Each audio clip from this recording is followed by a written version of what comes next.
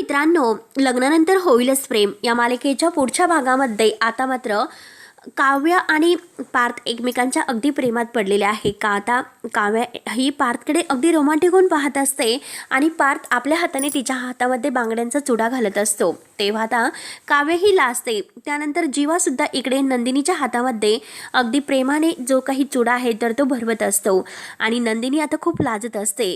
आता मात्र तिच्या हातामध्ये चुडा भरल्यानंतर तो तिच्या हात धरतो आणि त्या हातांचा केस घेतो। नंदिनी आणखीनच लाजते आणि जीवा तिला म्हणतो, तेव्हा तू ती विंटेज साडी नेसून आली होती ना, मात्र अगदी 60च्या हिरव्यासारखी दिसत होती आणि तेव्हाच मला असं वाटलं होतं की आपण या जन्मात नाही तर त्या जन्मात सुद्धा एकत्र होतो। तेव्हा हे सर्व ऐकून नंदिनीला खूपच आनंद होतो। ती लाजतच आता जीवाकडे बघून हसते। त्यानंतर आता इकडे पार्थ सुद्धा काव्याचं कौतुक करतो आणि म्हणतो की खरंच एरवी तुम्ही सुंदर तर दिसतातच, प्री वेडिंग शूटला मात्र तुम्ही खरंच खूप हॉट दिसत होता। काव्य आता खूपच हसून लाजते आणि लाजतच असते। तेव्हा आता मित्रांनो, पुढे नक्की काय होतं हे बघण्यासाठी आपल्या चॅनलला सबस्क्राईब करत राहा। धन्यवाद।